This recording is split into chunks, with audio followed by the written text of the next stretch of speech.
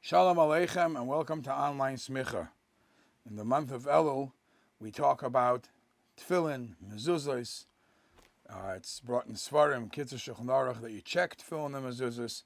So perhaps we will talk about a story that it's brought in Yerushalmi, in Masechta Peah, Perik Aleph, Halacha Aleph, and it's also brought in more detail in She'iltus Kuf Mem Hey. She'ilta Kuf Mem Hey. But I'll read it from the Yerushalmi in Masechta Peah. It's a famous story. The story is of a honorable guy that's sent to Rabbeinu HaKadosh. Shalach Rabbeinu HaKadosh Chad Margala Tova Atmitun. Some honorable guy sent a present to Rabbeinu HaKadosh, a very, very expensive jewel. Atmitun. So the Pnei Moshe explains, Chashuva Ma'oid, a very, very honorable, very expensive jewelry. Umamish lo'yhaya la'omed. It was so expensive there was no value to it. They couldn't even estimate how expensive it was. It was a treasure. And this is what the guy gave as a present to Rabbeinu HaKadosh. And he says to Rabbeinu HaKadosh, he says to him, do me a favor. I am giving you this as a present. Please, ana shalach la mili de tava. I am sending you something good. You send me back something good. So the story goes on to say that Rabbeinu HaKadosh sat down and wrote a mezuzah. I'm actually inserting also the details as it's mentioned in the She'iltus. That Rabbeinu HaKadosh sat down and wrote a mezuzah and sends a mezuzah as a present to the guy, to this general, whoever he was, and he gives it to him as a present. So the guy gets this present, and he says, Amalei, and he says to Rabbeinu HaKadosh, I don't get it. I sent you something that is so honorable that there's no value to it. Meaning to say, people can't even, there's no number. People don't even know how, it's hundreds of thousands of dollars worth. And you are giving me something that is worth pennies. As the Pnei Moshe says, it's a matbeya ketana. And Rabbeinu HaKadosh responds, and he says, you sent me something that we have to, A, I don't know how valuable it is, and B, you have to spend so much time to protect it. I am sending you something that it protects us. It will protect you. And the story goes on to say that ubediok ba'osei zman, and in exact that time, a shade, a spirit, went into the one daughter that guy had, and when he put the mezuzah on the door of that room where the daughter was, the shed ran out, and the daughter was saved. And that's when Rabbeinu HaKadosh was able to keep the jewel as a present.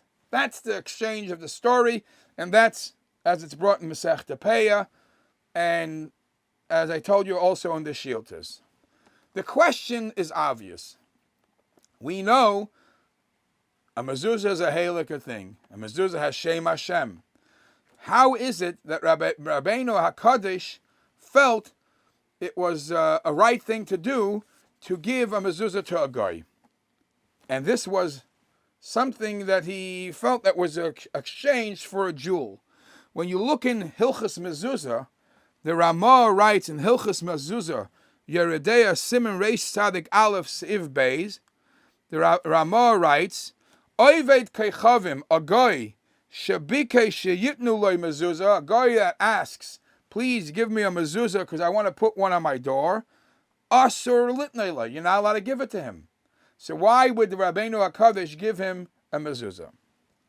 And why is it that only after the shade runs away, Rabbeinu HaKadosh feels that now he could keep that jewel? So both of these questions are addressed by the Netziv. And the Netziv says, first of all, until the shade ran away, Rabbeinu HaKadosh felt that the deal wasn't complete, that he had no right to keep the jewel, because he only gave him the jewel as a present in exchange if Rabbeinu HaKadosh would have given him something valuable. If the guy felt that he gave him something cheap, something worth a penny, that wasn't given to him, the jewel wasn't given to him in free will.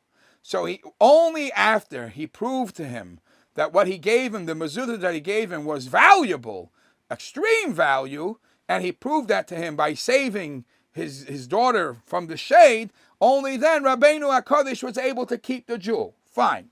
But how was Rabbeinu HaKadosh allowed to give him a mezuzah?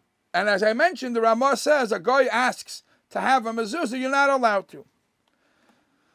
So the Netziv goes on to explain. Let's look into that halacha. Why is it that you're not allowed to give a guy a mezuzah? So it says over there that it's disrespectful for a mezuzah, a halakha thing like that has Hashem's name, should be hanging in the door of a Goyish home. It's a pchisus covered for the mitzvah. It's a bizayim mitzvah. So the Netziv explains that's if the mezuzah was written l'shem kedushas mezuzah. If the mezuzah was written so it should be for the sake of kedushas mezuzah, it should hang on the doorpost of a Jewish home, and has the kedusha of a mezuzah, then whereas it should be placed on the right place, and it has the kedusha of a mezuzah, it's a bizayin if it's placed on the doorpost of a goyish home. But if milachatchila it was written to be given to a guy, says the Netziv, then there's no pchisas hakavod. It's not disrespectful for the mezuzah to be given away to the guy. That's why perhaps Rabbeinu HaKadosh did not open the drawer and take out a mezuzah that he already had to give to the guy. That he would not be able to. He would not be allowed to give away a pre-written mezuzah, a kosher mezuzah that was written to be used for a Jewish home. He cannot give to a guy. He had to sit down and write one from new. L'shem to give away to a guy. Only that type of a mezuzah you're allowed to give away to a guy, and that's the story why Rabbeinu HaKadosh was able to do that.